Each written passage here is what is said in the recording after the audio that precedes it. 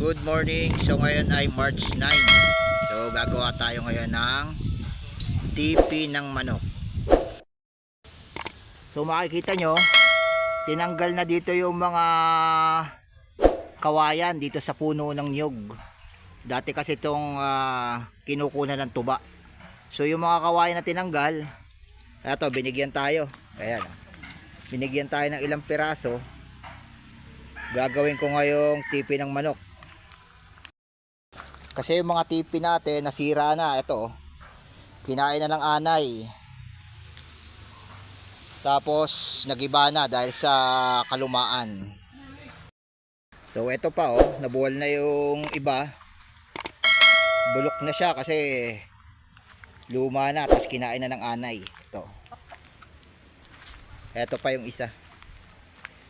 Kaya yung mga alaga nating manok ay walang masilungan, basa. Ayan. Kaya yung ating Laguna pumpkin, ito pa yung isa. So basa sila, walang masilungan. So gagawa tayo ngayon ng tipi. So ngayon, ito yung isang buong kawayan.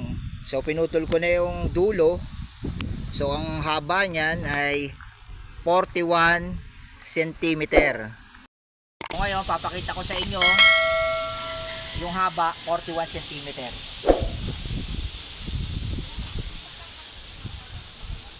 Ito, 41 cm yung haba nung tipi nung gagawin nating sasag.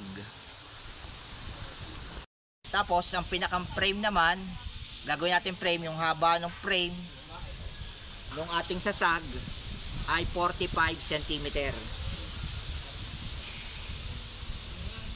So hanggang dito.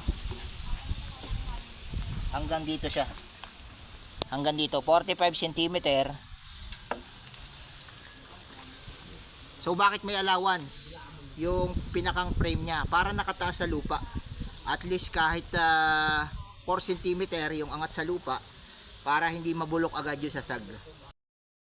So kung makikita nyo, ang ating frame ng tipi ay malaki. So ganito kataas yung tipi. Halos gadibdib ko. Ang haba nito ay 45 cm. So bakit malaki? So ang gagawin ko ngayon ay heavy duty na, pang matagalan na, kasi hindi naman titipiri sa kawayan, kasi meron naman tayong materyales. Kaya gagawa na tayo ng pang heavy duty, pang matagalan, para matibay. Ang next step naman natin, pagkaputol nung pinakang frame ng ating tipi pataas, sasasagin na natin tong kawayan, yung pangdingding. Kasi magbabase tayo ng lapad, depende kung gaano kalapad itong ating sasasagin. So wala tayong limit sa lapad saka sa haba, kasi meron naman tayong materyales. At saka ang gagawin natin ngayon ay pang heavy duty na tipi para matagal. So ngayon, tuturuan ko kayong magsasag. So paano ba magsasag? So tinuro ko na rin to ng mga nakaraang kong video. So ituturo ko ulit. So puputol ka muna ng sakto o gusto mong sukat. Tapos pagkaputol mo, babaakin mo syempre yung kawayan.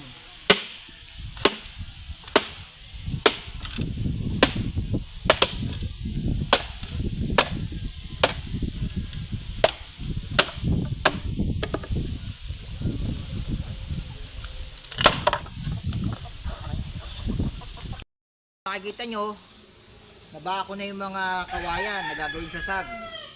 So ano yung next step? So ang next step, tatanggalin naman yung talas ng kawayan sa gilid.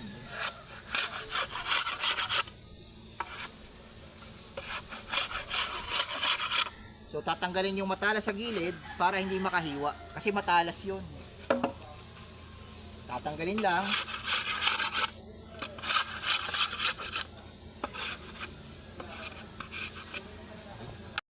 So kung makikita nyo, natanggalan ko na to ng tala sa gilid. So ito na yung panghuli. Ito na yung panghuli.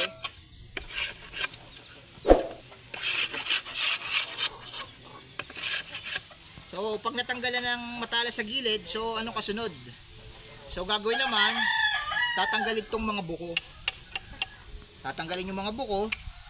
Pagkatanggal ng buko, pwede na siyang sasagin. Kaya tatanggalin yung buko para hindi siya mahirap isasag. Tanggalan ko na ng buko gamit itong martilyo. Itong martilyo ko mo ito, naputol na siya. So DIY na lang to. Pinawelding ko ng tubo. So ito lang yung ginagamit ko pagtanggal ng buko. Para mabilis, martilyo lang.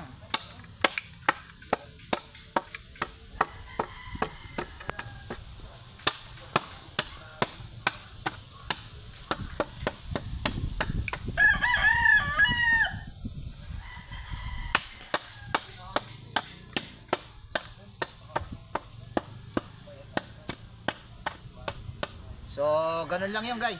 So, ganun lang. Pagtanggal ng buko. Depende sa gamit nyo. Pero ako, ang ginagamit ko, ito. Martilyo lang. So, ang isusunod naman natin, tuturo ko sa inyo kung paano na magsasag. So, nabak na natin yung kawayan sa gustong sukat. Ayon sa gustong sukat. So, ang sukat nito ay 41 cm. Natanggal na yung talas. Saka yung buko. So ngayon naman tuturo ko kung paano na sasagin. So maganda to kung meron kayong mallet, yung martilyo na plastic. Dahil wala ako noon, yung ginagamit ko ito. Palakol. So pero hindi itong talim. Itong likod. Pang pitpit dito sa kawayan hanggang sa lumapad. Napakasimple lang kung paano magsasag. So pipit-pitin mo lang yung kawayan hanggang sa lumapad. So ganito yun. So lumapat na.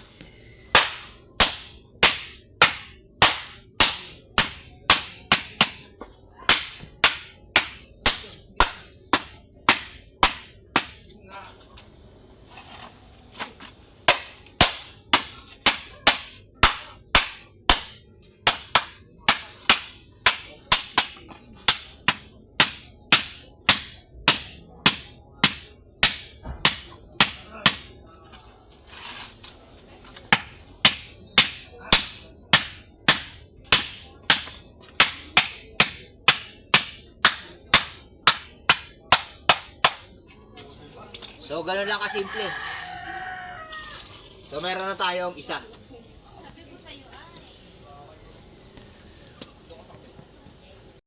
So, ngayon, nasasag ko na siya. Tapos na. Ito pa yung iba. So, ganito kalapad yung gagawin kong tipi. So, ilalapat muna natin. Titin natin kung gaano kalapad.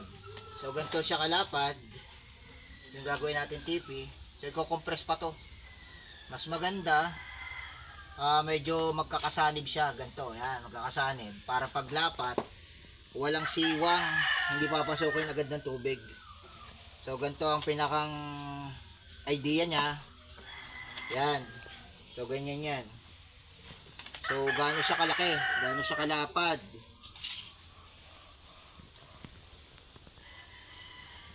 So mga 23 cm. 23 cm to 2 feet. So ngayon, nakapagputol na ako ng frame ng ating gagawing tipi. So nag-cut ako ng dalawang size. Isang 2 feet saka isang 23.5 cm. So bakit magkaiba? So yung 2 feet, siya yung sa ilalim, tapos yung 23.5 siya naman yung sa taas. So ganito yung magiging forma niya para sa labas walang excess na kawayan. So sa lahat sa loob, sa labas walang excess. So ilalatag ko na para makita natin kung okay.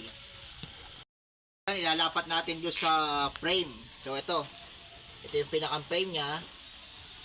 So gagawin natin, papantayin muna natin. Ito, pantay.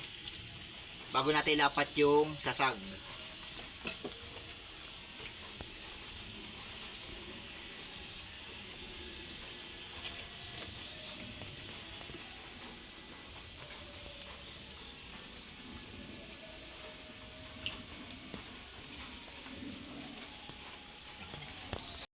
So ngayon, natapos na namin yung kalahati nung TP. So nasasag na rin. Ito yung pinakang frame. So simple lang yung frame. Dinigit lang namin yung tatlong frame dito. So yan. So sa likod, ito siya, oh. Ganito ang itsura niya sa likod. So yan.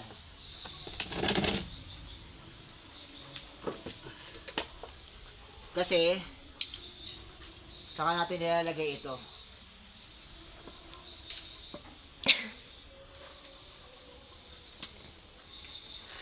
Yung pinakang paa niya. Yan, nakaganyan. So ganyan lang kasimple yung pinakang frame saka yung pinakang frame ng TP. So pang heavy duty to. So ngayon, gagawin naman natin yung kabilang side ng TP. So same process, ilalatag muna yung sasag dun sa frame. Tapos papatungan lang uli ng kawayan.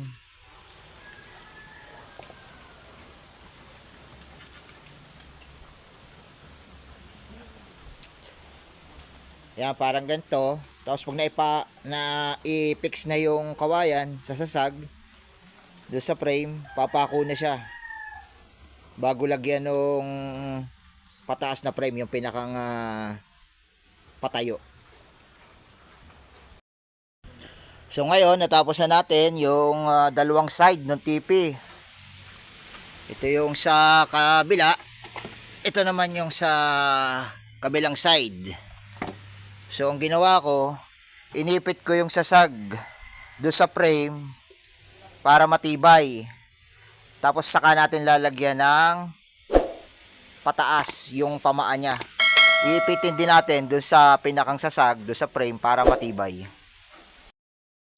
So ganito yung idea niya kapag nakalagay na yung haligi, yung pinakang frame na pataas. So ganito yung pinakang magiging outcome niya. So ipapako ko na lang siya para mamaya ibubuin na natin yung pinakang TP niya. Ipapako na natin yung pinakang paa niya, yung frame pababa. So ang gagamitin kong pako ay tres. Kasi pang heavy duty tong TP natin para matibay at pang matagalan.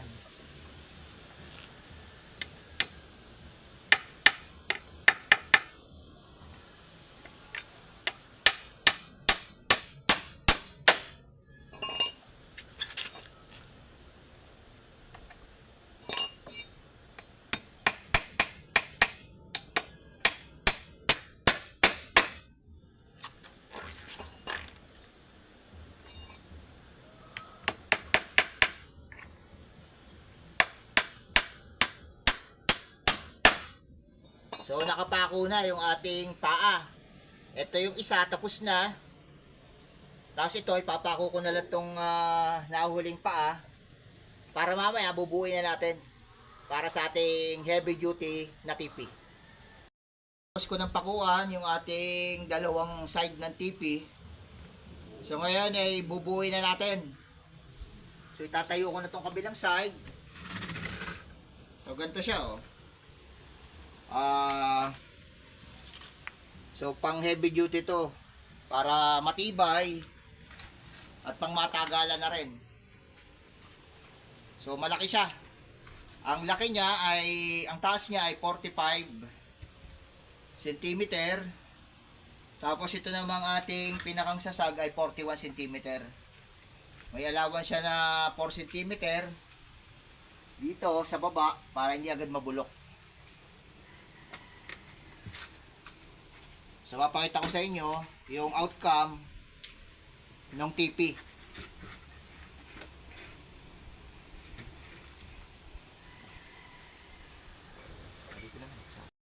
So ngayon, bubuin na natin yung pinakang TP. Nga pala, pinakuhan ko ito ng takong tres dito sa harap, saka dito sa likod para matibay, hindi agad makakalas. So napakatibay nito, pang heavy duty na. Kasi dito sa lugar namin, ang nilalagyan ko ng TP ay mga niyugan. So sa ilalim lang siya ng puno ng niyog. Kaya pag nabagsakan ng palapa o ng niyog, sira ang TP. So kaya ang ginawa natin, heavy duty, mabagsakan man to ng palapa at ng niyog, hindi agad masisira. So ganito yung outcome niya. So ganito siya kalaki. 45 cm yung taas. Tapos 41 cm naman yung sasasag. So bakit mataas? So dalawang purpose niyan. TP, silungan, at the same time flying pen na rin ng ating mga tandang. Yung mga itatali rito i-cord. So tama lang yung taas. Tapos may silungan na sila.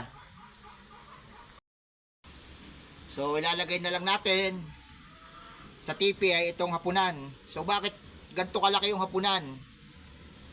So sa aking pagka obserba, mas maganda kung komportable yung paa ng manok, depende sa laki.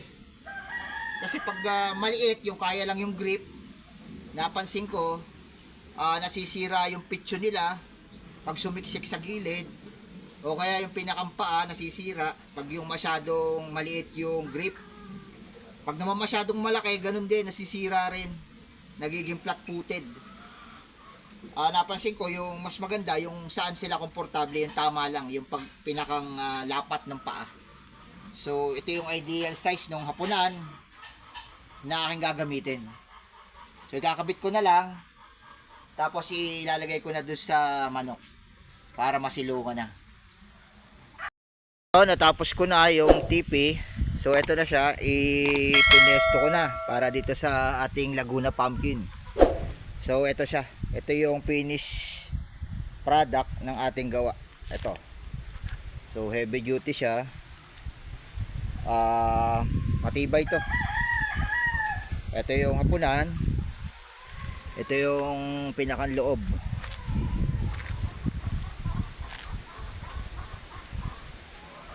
So ito na yon, yung finished product ng TP natin. So matibay yan kasi pang heavy duty na. So titingnan natin kung abot nung manok yung pinakang hapunan. So ito na yung ating TP ng manok. Ito na yung finished product. So ito na yung finished product ng TP ng ating manok. So ayan.